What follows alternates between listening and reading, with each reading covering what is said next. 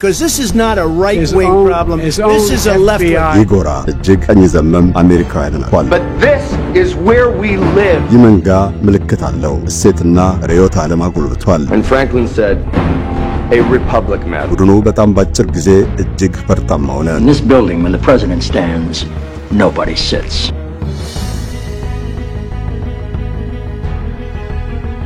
በመዲናችን አዲስ አበባ ብዙዎችን ያስገረመ ያለ በአይነቱ ልዩ የሆነ ቦታ እናስተዋውቃችሁ። አሚባራ ፕሮፐርቲስ ሸራተን አቅራቢያው ወዳጅነት ፓርክ ፊት ለፊት እጅግ ዘመናዊ ቤቶችን እየገነባ ይገኛል። በ35000 ካሬ ሜትር ይዞታ ላይ የተመሰረተው ኮምፓውንድ ግንባታ ከ80 በመቶ በላይ ደርሷል። እያንዳንዱ መኖሪያ የተናጠል ካርታ ባለቤት ነው። እርሶ ቤት ለመግዛት ሲወስኑ አሚባራን የሚመርጡባቸው አያሌ ምክንያቶች አሉ። ከባለ 1 እስከ ባለ 4 መኝታ ቤቶቻችን ከ50 በመቶ በላይ ብድር ተመቻችቶላቸዋል።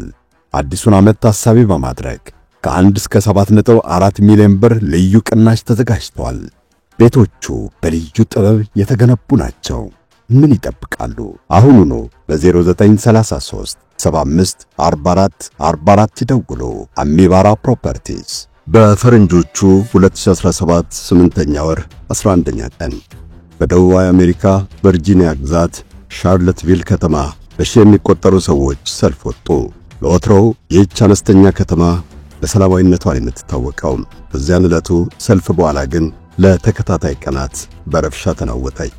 ዘረኝነትን የሚቃወሙ ሰዎች በአንድ ጎራ ተሰድረዋል። በሌላኛው ደግሞ የነጭ የበላይነት አቀንቃኞች ይጮኻሉ። የትዕይንተ ሕዝቡ መነሻ በከተማዋ የሚገኘው የሮበርት ኢሊ ሐውልት ይነቀል እንደሆነ መነገሩ ነው።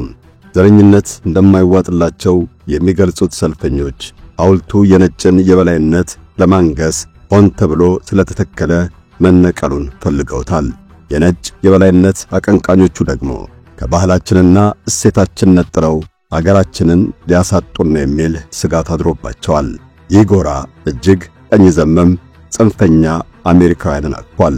በመካከላቸውም በአሜሪካ ታሪክ ተወዳዳሪ ያልተገኘለት ጽንፈኛና አሸባሪው ኩክላክስ ነገድ አባላት አሉ።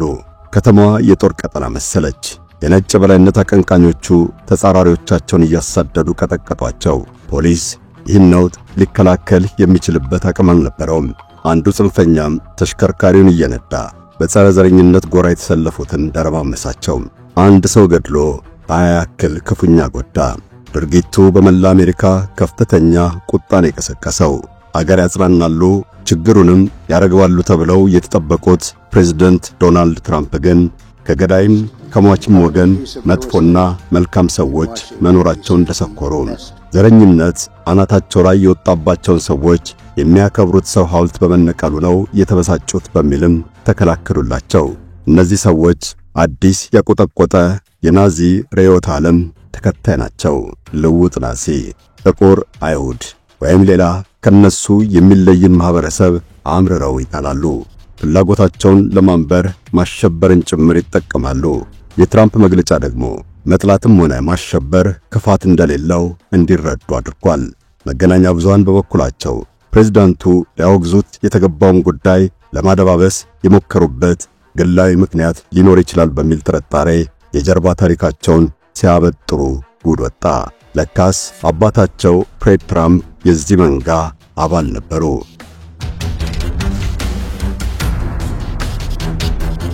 በእርግጥ ዶናልድ ትራምፕ ከጨቅላነት አላለፉም። ዘመኑ ፍልሰተኞች ወደ አሜሪካ የሚተሙበት ከባድ ማህበራዊ ለውጥ የተከሰተበት በመሆኑ አያሌ ነጭ አሜሪካውያን አገራቸውን ሊነጠቁ እንደሚችሉ በመስጋት የኩክላክስን መንጋ ወይም ኬኬኬን ደግፈውታል። ፍሬድ ትራምፕም እዚሁ ጭንቀት ውስጥ ገብተው ነበር። ነገር ግን የዶናልድ ትራምፕና የኬኬኬ ትውውቅ ከቤተሰብ ውርስም የዘለለ ምዕራፍ አለው። በ2016 ለፕሬዝዳንትነት ሲፎካከሩ ለነጭ የበላይነት አቀንቃኞች አይነተኛ ምልክት ሆኑ። የኬኬኬ ቀንደኛ አራማጆች ታላቁ መሪያችን ብለው ጠሯቸው። ለትራምፕ ድምጽ የማይሰጥ የትኛውም ነጭ የገዛ ነገዱን እንደ ካደ እንደሚቆጠር ማስጠነቀቁ። Because this is not a right-wing problem. This is a left-wing. This is a left-wing problem. ጸሐፊው በትረ ሙሳ እንደሚጠቅሰው ይህ የነጭን የበላይነት የማንበር አባዜ አሜሪካ ውስጥ ሲነሳ ሲወድቅ ኖሮ ከቅርብ ጊዜ ወዲህ በተለየ ገጽታ እየተንሰራፋ ይገኛል። ለክፍለ ዘመናት የተዋጉት የአሜሪካ መሪዎች እስከ መጨረሻው ሊያዳፍኑት አልቻሉም። ሕልማቸውን እውን ለማድረግ የአሜሪካን አፈር የረገጡ የተለዩ ሰዎችን ማጥፋት ይፈልጋል። በጥቅሉ ሁሉንም ነጭ አይደለም እንደ ወገኑ የሚቀበለው፣ ሁሉም ነጭ እኩል ነው፣ አንዳንድ ነጮች ደግሞ የበለጠ እኩል ናቸው አይነት ነው መርሁ። ቀለም ብቻ ሳይሆን የእምነት ቀኖናም የንጹህ ነጭ ምልክት ይደረጋል። ታላቂቱን አገር በምትፈራው ሽብር ያርዳታል። ይህ ሲያሻው በህቡ ሲሞላለት በግልጽ የሚላወስ የጥላቻ መንፈስ ከየት ተነስቶ እስከ ዛሬ እንደዘለቀ አብዱሰመድ መሐመድ እዘረዝርላችኋለሁ። Barack Hussein Obama do solemnly swear that I will faithfully execute በ2008 በአሜሪካ ምድር ፈጽሞ የማይታለም ነገር እውን ሆነ። በአንድ ወላጃቸው የጠቆሩ በይፋዊ ስማቸው ላይ የአረብ መጠሪያ የቀላቀሉ ፖለቲከኛ ነጩን ቤተ መንግሥት ረገጡት። የሕግ መወሰኛ ምክር ቤት አባሉ ባራክ ሁሴን ኦባማ 44ኛው የአሜሪካ ፕሬዝዳንት ተብለው ቃለ መሐላ መፈጸማቸው ለሀገሪቱ አዲስ የታሪክ ምዕራፍ ከፈተ። ድላቸው በመላ ዓለም በልዩ መንገድ ነበር አቀባበል የተደረገለት። ይሁንና ሁሉንም አሜሪካውያን በተመሳሳይ መልኩ አላስደሰተም። በተለይ በበርካታ ደቡባዊ ግዛቶች ከሁለት የተለያየ ቀለም የበቀሉትን ሰው በፕሬዝዳንትነት ለመቀበል የቸገራቸው ሞሉ። ፋሺስትና ኮሚኒስት ብለው ወንጅለዋቸው ብቻ አላቆሙም። ጥቁሮች በነጩ ቤተ መንግሥት አበጃችሁ የሚላቸው ፕሬዝዳንት ስለተቀመጠላቸው ለበቀል ይነሱብናል የሚል ሰበብ ቀምረው ጠመንጃ ታጠቁ።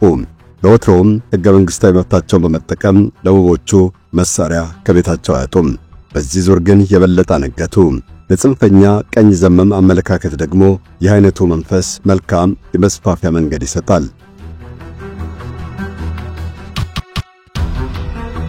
ከ2008 ጀምሮ የነጭን የበላይነት የሚያቀነቅኑት ቡድኖች ቁጥር በከፍተኛ መጠን ጨመረ። 8ቱ የባራክ ኦባማ የስልጣን ዘመን ነጩን ዘር ከጥቃት ለመታደግ የቆረጡ ታጣቂዎች እየጠነከሩ የመጡበት ነው። እሳቸውን የተኩት ፕሬዝዳንት ዶናልድ ትራምፕም አፍ አድጧቸውም ይሁን አስበው የሚሰነዝሩት ጥላቻና ንቀት አዘል አስተያየት የልብ ልብ ሰጣቸው። በአሜሪካ ዘረኝነት እንደ ተራ ነገር በአደባባይ ይታያል። የሁለቱ ተከታታይ ፕሬዝዳንቶች የስልጣን ዘመን በጥቅሉ ኩክላክስ ለተባለው መንጋ ማንሰራራት አጋጣሚ ፈጠረ። ይህ መንጋ ምልክት አለው፣ እሴትና ርዕዮተ ዓለም አጎልብቷል። ጥላቻን እንደ አዲስ አብቅሎ አሜሪካ ውስጥ የሚዳሰስና የሚፈለግ ኃይል ሆኗል። መንጋው የ140 ዓመታት ታሪክ አለው። በእርግጥ እየተነሳ እየወደቀ እየጠነከረ እየጠፋን የዘለቀው ነገር ግን በአሜሪካ የፖለቲካ እምብርት ላይ ጽንፈኝነትን ማንበር ችሏል። የዚህ ቡድን መጠሪያ ምልክትና ባህሪ ከአሜሪካ ዕጣ ፈንታ ጋር በእጅጉ ይቆራኛል። አሜሪካ 1860ዎቹን በእርስ በርስ ጦርነት ነበር ያሳለፈችው። 23ቱ የሰሜንና የምዕራብ ግዛቶች ያንኪ ሰራዊት ከ11ዱ ደቡባዊ የአስተዳደር አካባቢዎች ጦር ጋር አደገኛ ውጊያ ገጠመ። 11ዱ ግዛቶች ከቀሪዋ አሜሪካ ተገንጥለው ኮንፌዴሬሽን መመስረታቸውን ማወጃቸው ነው የግጭቱ መነሻ። ጦርነቱ በ1861 እንዲፈነዳ ቁልፉ ምክንያት ባሪያ ፍንገላ በይፋ መሻሩ ነው። የደቡብ ካሮላይና ግዛት ከሁሉም ቀድሞ የባሪያ ፍንገላ እንደማያስፈልግ መታወጁን ተቃወመ። ስርዓቱ ለአንድ ማህበረሰብ የተሻለ መዋቅር ስለሆነ ሊሻር አይገባውም በሚል ተሟገተ። ሌሎች ተጎራባች ግዛቶችም ሐሳቡን አጸደቁት። እጅግ ዘግናኝና አጥፊ ጦርነት ነበር። ከ800 ሺህ በላይ ሕዝብ ፈጅቷል። የደቡብ ግዛቶችን አከርካሪም ሰብሯል። የተደመደመው የደቡብ ተዋጊዎችን የመሩት ጄኔራል ሊ ለሰሜኑ ጦር አዛዥ ጄኔራል ኡሊሲስ ግራንት እጃቸውን ከሰጡ በኋላ ነው። የታሪክ መዛግብት እንደሚያመለክቱት በደቡብ ግዛቶች የሰዎች በአጠቃላይም የማህበረሰብ የህይወት ዘይቤ ተናጋ። ይሁንና ብዙዎቹ ሽንፈታቸውን ለማመን አልፈቀዱም። የአሜሪካ ሕገ መንግሥት ማሻሻያ አንቀጽ 13 ባሪያ ፍንገላ ክልክል መሆኑን መደንገጉ ራሱ አልተዋጠላቸውም። በጥጥ ማሳቸው ላይ የሚሰሩትን ጥቁሮች እንዳቻ መቀበል አልሆነላቸውም። ጥቁሮች በነጻነት መንቀሳቀሳቸው ቤት ንብረታቸውን ለመውረስ የሚዳዳ አደገኛ ተግባር አድርገውም ቆጠሩት። ገንዘባቸው እንደሚዘረፍና ሴት ልጆቻቸውን እንደሚዳፈሩ ጠረጠሩ። ስለዚህም ለነጮች ብቻ የተለዩ በርካታ ቡድኖችን መመስረት ያዙ። ጥቁሮችን ለማስፈራራት የሚያካሄዱት ጥቃትም ሽብርን አነገሰ። በቴነሲ ግዛት ፑላስኪ ከተማ በኮንፌዴሬሽኑ ሰራዊት ሲሰለፉ የነበሩ ጥቂት ታጣቂዎችና አዛዦችም የራሳቸውን ቡድን መሰረቱና ኩክላክስ ነገድ የሚል እንግዳ መጠሪያ ሰጡት። ኩክላክስ ክበብ የሚል ትርጉም ያለው የግሪክ ቃል ነው። ነገድን የሚወክለው የስኮትላንድ ጌልኛ ቋንቋ ቃል ልጆች ወይም ተወላጆች የሚል ትርጉም ይሰጣል። ቡድኑ በጣም ባጭር ጊዜ እጅግ ፈርጣማ ሆነ። በቀድሞ የጦር አዛዥ ሌተናል ጄኔራል ኔተን ቤድፎርድ ፎረስት እየተመራም መደበኛ አደረጃጀት አበጀ። ጄኔራሉ በእርስ በርሱ ጦርነት ወቅት እጅግ ምርጥ ፈረሰኛ ኃይል የመሩ ጥበበኛ ወታደራዊ መኮንን ናቸው። የጦርነቱ ዘመን የሚዘክራቸው ፈጽሞ ርህራሄ አልባ ጨካኝ መሆናቸውንም ጭምር ነው። በኩክላክስ ነገድ መሪነታቸውም በመላው ደቡብ አሜሪካ ጥቁሮች ዘንድ ከፍተኛ ሽብር ያነበረ ዘመቻ አካሂደዋል። የሽብር መንፈሱ ካለባበስ ዘይቤ ይጀምራል። የዚህ ነገድ አባላት ጥቁሮችን እንደ ደንቆሮና ባዕድ አምልኮ ተከታይ ይመለከቷቸዋል። ስለዚህም ባለባበስ መላ ሰውነታቸውን ሸፍነው የጥቁሮችን መንደር በፈረስ ድንገት እየደረሱ ማተራመስ ተያያዙት።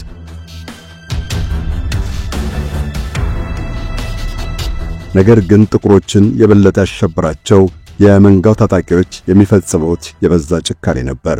ይህ ሽብር ጥቁሮች መቼም ቢሆን ከነጭ ጋር እንደማይስተካከሉ አምነው ባሉበት ጉስቁልና እንዲረጉ የሚያሳስብ ነው። መንጋው ከ1865 እስከ 1868 ብቻ በሺህ የሚቆጠሩ ጥቁሮችን በሌተናል ጄኔራል ፎረስት እየታዘዘ ጨፈጨፈ። በጊዜው ገና አዲስ የነበሩት ፕሬዝዳንት የቀድሞ ጄኔራል ዩሊሲስ ግራንት ለጦርነቱ ባገኙት ድል ነፃ ያወጧቸውን ጥቁሮች ለመታደግ ዳግም ወሰኑ። በ1871 የነገድ ሕግ ባሉት አዋጅ ኬኬኬን በሕገ ወጥነት ፈረጁት። አሸባሪ በመሆኑም እንዲከስም አዘዙ። ነገር ግን መንጋው የተነሳበትን ግብ አሳክቶን የተበተነው ነጭና ጥቁር በደረጃም በክብርም ሆነ በኢኮኖሚ ሊገናኙ እንደማይችሉ የሚደነግግ ሕግ ተተገበረ። ጂም ክሮው የሚለው መጠሪያ የአንድ ልብ ወለድ ገጸ ባህሪ ስም ነው። በጥቁሮች ላይ የሚያላግጡ ነጭ ተዋናያን ይጠቀሙበታል። ፊታቸውን ጥቁር ቀለም ቀብተው መድረክ ላይ የጅልና ልጅ ሥራ እየፈጸመ ይሳለቃል። ጥቁር መናኛና እንደ ነጭ የማያገናዝብ ተደርጎ ይሳላል። በዚያ ነው ነጭን ከጥቁር የሚለየው ሕግ በዚሁ ስም የተጠራው ጂም ክሮ። ሕጉ ጥቁርና ነጭ ሕፃናት በአንድ ላይ እንዳይማሩ ከለከለ። አስከሬናቸው በተመሳሳይ መካነ መቃብር አያርፍም። መኪናና ባቡር አይጋሩም። ይህ ሕግ በተለይ በደቡብ ግዛቶች ውስጥ ሳይዛነፍ በመፈጸሙ የጥቁሮች ኑሮ ፈታኝ ሆነ። እስከ 1960ዎቹ ድረስ ነው ሕጉ የነጭን የበላይነት አንግሶ ያቆየው። መንጋው ግን ከሰመ። ይሁንና ከሰው አእምሮ ጨርሶ አልጠፋም።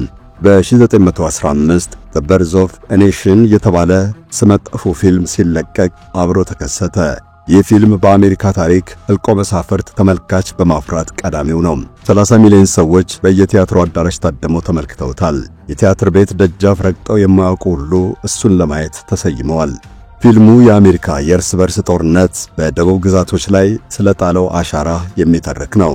የኬኬኬ ታጣቂዎች በጦርነቱ ማግስት ባልና አባት ያጡ ሴቶችና ሕፃናትን የታደጉበትን ጀግንነት አጉልቷል። ነጮችን ከአረመኔ ጥቁሮች ለማዳን ስለተከፈለ ከባድ መስዋዕትነት ይዘረዝራል። ጥቁሮች በደቡብ ግዛቶች ኃያል ሆነው ነጮችን እንደበደሉም ያወሳል። ይህን ፊልም አብዝተው ከወደዱት ሰዎች አንዱ ዊሊያም ጆሴፍ ሲመንስ ነው። በአላባማ ግዛት የሜቶዲስት ክርስትና ሰባኪ ነው። የሜቶዲስት ክርስትና ሁሉም ሰው የእግዚአብሔር ልጅ መሆኑን ደምድሞ ነው የተመሰረተው። ነገር ግን ሲመንስ ጥቁሮችን እንደ ሰው የማይቆጥረውን ኩክላክስ መንጋ እንዲያንሰራራ ለማድረግ የተገፋፋው ፊልሙን ከተመለከተ በኋላ ነው።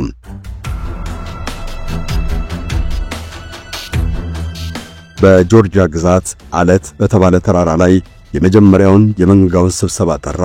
ይህ ቦታ ለተገንጣይ ግዛቶች ዓላማ ለተዋደቁት ተዋጊዎች መታሰቢያ የቆመበት ነው። ሲመንስ 16 ሰዎችን በማስተባበር የኩክላክስ ነገድ መሳፍንት ስውሩ ግዛት የተባለ ማህበር በሕጋዊ መንገድ መሰረተ።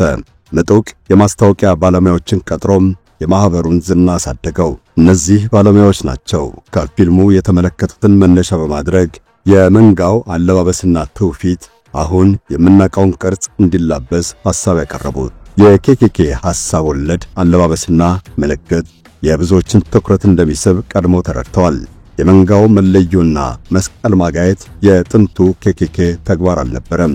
ይህ ትውፊት በመካከለኛው ዘመን የተለመደውን የስኮትላንዳውያን ወግ ይቀላቅላል። ለምሳሌም ጥንት ስኮትላንዳውያን በመንደራቸው መስቀል የሚያቃጥሉት የጎረቤት አካባቢ ነዋሪዎች ለዘመቻ እንዲንቀሳቀሱ መልእክት ለማስተላለፍ ነበር። የመንጋው አባላት መጠሪያ ስምም የተለመደ አይነት አይደለም። በእያንዳንዱ ሰው ስም ውስጥ የከ ድምፅ አይጠፋም። ሳይክሎፕስ፣ ክሌይ፣ ክለት የመሳሰለ ነው። በተለይ የእንግሊዘኛዎቹ ኬና ኤል ፊደላት አይታለፉም። አርማቸው በቀይ መደብ ላይ ያረፈ መስቀል ነው። መስቀሉ ራሱ የኬ ፊደል 4 ምሰሶ ተገጣጥሞ የተሰራ ነው። ኬ ፊደላቱ ተጋጥመው በተሰራው ሳጥን ውስጥ የደም ጠብታ ቅርጽ ሰፍሯል። ኮክላክስ መንጋ የሚለይባቸው 7 ልማድ አለው። ሾጣጣ ቆብ፣ መጎናጸፊያ፣ ውሃ፣ ጎራዴ፣ መጽሐፍ ቅዱስ፣ ሰንደቅ ዓላማና መስቀል ናቸው። መሰረታቸው ከክርስትና ጋር እንደተቆራኘ ያውጃሉ። በጸበል ራሳቸውን ያነጻሉ። በጎራዴ ሕጋዊነታቸውን ያሳያሉ። በሾጣጣው ቆብና ነጭ መጎናጸፊያ የእርስ በርስ ወንድማማችነት ይገለጣል። በመንጋው አደረጃጀት ውስጥ ያለው የደረጃ ቅደም ተከተልም ባለባበስ ነው የሚታወቀው። ቡድኑ ጥብቅ የስልጣን ተዋረድ አለው። ነጭ ቆብ በጥቁር መጎናጸፊያ የጠለቁት ደህንነት ጠባቂ ናቸው። የቡድኑ ሰባኪያን አንገታቸው ላይ ቀይ ጨርቅ ጣል ያደርጋሉ። ጥቁር መጎናጸፊያና ቀይ የአንገት ጨርቅ የየሰበካው መሪዎች መገለጫ ነው። ባለ ሐምራዊ መጎናጸፊያ ደግሞ የመላው መንጋ ጠቅላይ መሪ ነው። ዊሊያም ሲመንስ የዚህ አደረጃጀት የመጀመሪያው ሊቀመንበር ነበር። ቡድኑን ብሔራዊ፣ ግዛታዊና አካባቢያዊ ተዋረድ እንዲኖረውም አድርጎታል። በ1920ዎቹ አጋማሽ መንጋው በሃረም ኤቫንስ ሲመራ እስከ 4 ሚሊዮን አባላትን በመላ አሜሪካ ማሰባሰብ ችሎ ነበር። በስሙም $10 ሚሊዮን የሚቆጠር ገንዘብ አከማቸ። ጉልበቱና ተጽዕኖ ፈጣሪነቱ ተገዳዳሪ አጣ። እሱ ያሰለፈው መንጋ በመዲናይቱ ዋሽንግተን ዲሲ ዋይት ሃውስ ደጃፍ ያካሄደው ሰልፍ ያስፈራ ነበር።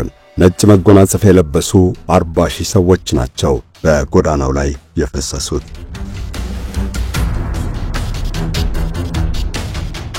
የዚህ ሰልፍ ዓላማ መንጋው ያለውን ጉልበት ማመላከት ነበር። አሜሪካ ያለ ነጮች የበላይነት ልትዘልቅ እንደማትችልም ለማስጠንቀቅ ተሞክሯል። ይሁንና በጊዜው የኬኬኬ ጥላቻ በጥቁር ላይ ብቻ የሚገደብ አልነበረም። አሜሪካ ከአውሮፓ በሚፈልሱ ሰዎች መጥለቅለቋ የመንጋውን የጥቃት ኢላማ አበራከተው።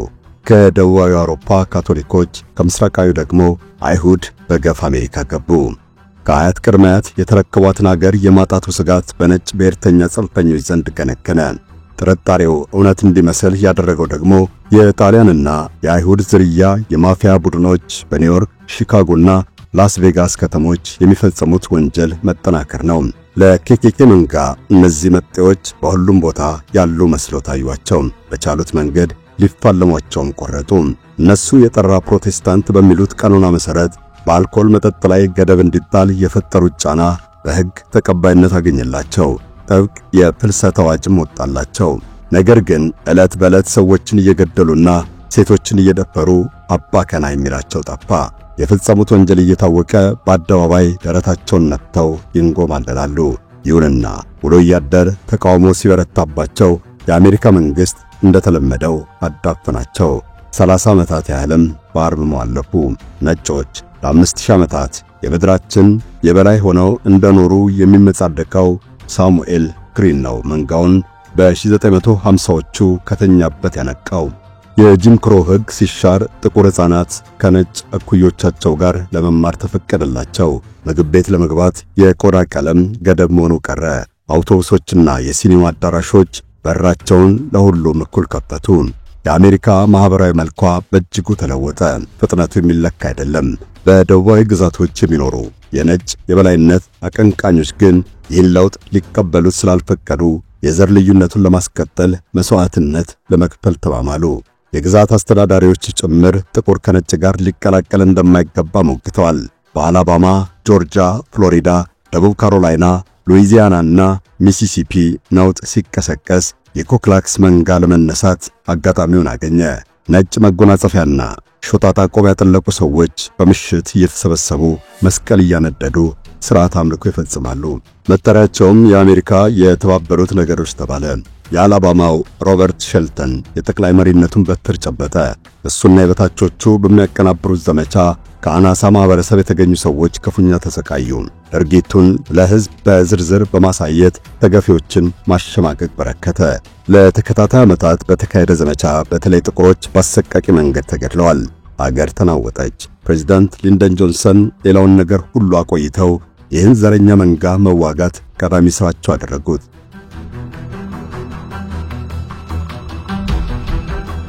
የፌዴራል የምርመራ ቢሮ FBI የጸጥታ ሰራተኞችን በማሰማራት ሽብሩን ለመከላከል ሞክረዋል። እጃቸው በደም የተጨማለቁ የመንጋው አባላት ከያሉበት ተለቅመው ፍርድ ቤት ቀረቡ።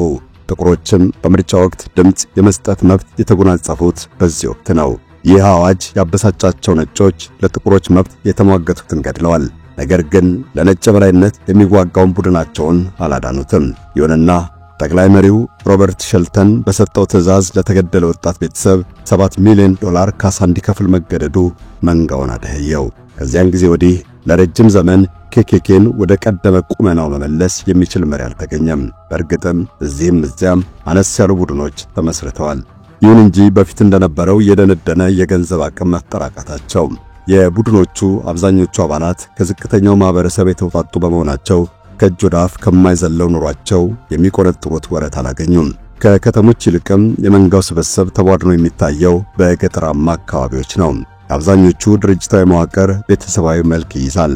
ከተበታተኑት ቡድኖች አንዱን የአርካንሳ ግዛት ቀሲስ ቶማስ ሮብ ይመራዋል። በዙሪያው ባለቤቱ፣ ልጆቹና ጎረቤቶቹ ናቸው ያሉት። ራሱን የሚገልጸው እጅግ ተጽዕኖ ፈጣሪ የሚባል ብሔራዊ የመንጋ ድርጅት መሪ አድርጎ ነው። ነገር ግን ሕጋዊነቱ ጥያቄ ይነሳበታል።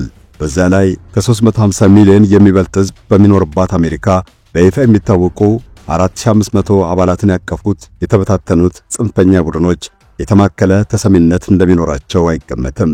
ጥንት የአሜሪካ ዘር መድሎ ማዕከል የነበረው መንጋ ትውስታው ነው ዘለቀ። ግን ስር የሰደደ ጥላቻ በውስጣቸው የሚነድ ነጮች ዛሬም ያሰጋሉ። ጥቁር አይሁድ እያሉ ከነሱ የተለየ ሰው ካገኙ ከመግደል አይመለሱም። ክርስትናን ስለመከተላቸው እያወጁ የሌሎችን አብያተ ክርስቲያን ያቃጥላሉ። ጥቁር ቆዳ ያላቸው አሜሪካውያን በዘረኛ ነጮች በጅምላ ሲገደሉ መስማት አዲስ ነገር አይደለም። አንዳንድ ታዛቢዎች ዛሬም አሜሪካ ውስጥ ጥቁሮች አደጋ እንዳልተለያቸው ይጠቅሳሉ። ገዳዮቹ የየትኛውም የኬኬኬ መንጋ አባል ላይሆኑ ይችላሉ። የነጭ ዘር ጥቃት ተከፍቶበታል የሚለው ትርክት ከአእምሯቸው ስላልጠፋ ግን በተናጠል ሰው ይፈጃሉ። በአይሁድ፣ በጥቁር፣ በጠይም፣ በስደተኛና በግብረ ሰዶማዊ ላይ ቃታ ከመሳብ አይመለሱም። የ18 እና የ21 ዓመት ዕድሜ ያላቸው ወጣቶች በተኩስ ሩምታ የበርካቶችን ሕይወት መቅጠፋቸው የነጭን የበላይነት የሚያቀነቅን ትውልድ እያቆጠቆጠ መሆኑን ያመለክታል።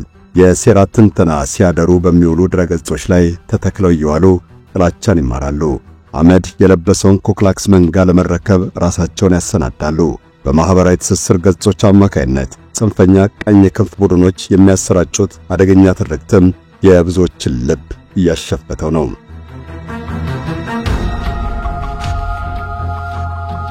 በ2015 ሊሊን ሩፍ የተባለ የ21 ዓመት ወጣት ቻርልስተን ውስጥ ወደሚገኝ ቤተክርስቲያን ዘልቆ 9 ሰዎችን ከመግደሉ በፊት የሚሲሲፒ የነጭ ጽንፈኞች ቅስቀሳ የሚሰራጭበትን ድረገጽ እየተመለከተ ነበር። በዶናልድ ትራምፕ የመጀመሪያ የስልጣን ዘመን ዘር ተኮር ትርምሱ መባባሱ አይዘነጋም። ደቡባዊ የአሜሪካ ግዛቶች እስካሁንም ዋነኛ የኩክላክስ ነገድ መናኸሪያ ናቸው። ሰሜኑ ደግሞ የዚህ አይነቱን ዘረኛ አቋም እምብዛም አያራምድም። ይህ ሁኔታ ከአሜሪካ የእርስ በርስ ጦርነት በፊት መባቻም ሆነ ማግስት ቀጥሏል። ደቡባዊ አሜሪካ ላይ የተንሰራፉት የመንጋው አባላት አዘውትረው የሚገናኙበት ሰበብ አያጡም። ሰልፍ ያካሂዳሉ። የፍም ጥብስ ለመቃመስ ይጠራራሉ። ክብ ሰርተው መስቀል ያቃጥላሉ። መምህራን፣ ሐኪሞች፣ ሂሳብ ሰራተኞች፣ ፖሊሶች፣ ሌላው ቀርቶ የአጥቢያ ፖለቲከኞችና ቀሳውስት አባላት ናቸው። በአገልግሎት ላይ የሚገኙ ወታደሮችም አሉበት። እነዚህ ደግሞ መሳሪያ በድብቅ ወደ መንጋው እንዲተላለፍ ያግዛሉ። የኬኬኬ መንጋ አባላት የነጭ ዘር ህልውና ችግር ላይ መውደቁን ይቀበላሉ። አይሁድና ጥቁሮች ሀብት ንብረታቸውን ከመዝረፍ ባሻገር ለሺህ ዘመናት የኖረ ባህላቸውን እንደበረዙባቸው ያምናሉ። ለጥፋት አፋፍ የደረሰውን ማንነታቸውን ለመታደግ ነው ዛሬ ለጦርነት የተዘጋጁት። በሚሰባሰቡበት ወቅትም ታናናሾቻቸውንና ልጆቻቸውን ያሳትፋሉ። ይህ ተተኪውን ትውልድ የማጥመቅ ዘመቻ የጠራ የቤተሰብ እሴትን የማውረስ ግዴታ መሆኑን ነው የሚናገሩት። ሕፃናት የመንጋውን ህብረ ዝማሬ ገና ነፍስ ሳያውቁ ይሸመድዱታል። መንጋው ዛሬ ተበታትኖና በቁጥር ተመናምኖ ቢታይም በነጮች ዘንድ ስር የሰደደ ጥላቻ ማንሰራፋቱ ሊታበል አይችልም። የመንጋው አባላት እጅግ ምስጢራዊ በሆነ ዘዴ እየተገናኙ የተለመደ ስብሰባ ቢያካሄዱም መንግስትም ሆነ ገለልተኛ ወገን እንዲገባባቸው አይፈልጉም። ፊታቸውን የሚሸፍኑበት ጭንብልም ማንነታቸውን ይሸፍንላቸዋል። ስለዚህም አብዛኞቹ ተራ አባላት አይታወቁም። ይሁንና የፌደራል ምርመራ ቢሮ FBI ሰላዮቹን በመንጋው ውስጥ አስርጎ እያስገባ መረጃ ሲያሰባስብ ቆይቷል። የአባላቱ ማንነት፣ ብዛት፣ የጥቃት ዕቅድና መሰል ጉዳዮች ይደርሱታል። ይህም ጥፋትን ቀድሞ ለመከላከል አግዞታል። ከዚያም ባለፈ መንጋው በአንድነት እንዳይቆም አሽመድምዶታል። በአንድ ወቅት እስከ 5 ሚሊዮን አባላት እንዳልነበሩት ዛሬ 4 እና 5 ሺህ ላይ እንዲገታ አድርጎታል። ነገር ግን ጽንሰ ሐሳቡን ማጥፋት አልተቻለም። የነጭ የበላይነት አቀንቃኞች በተለይ በደቡባዊ የአሜሪካ ግዛቶች እልፍ አላፋት ናቸው። በተደራጀ ቡድን ውስጥ ተሳታፊ ሲሆኑ አይታይም። ነገር ግን በማህበራዊ ትስስር ገጾች ሐሳብ ይለዋወጣሉ።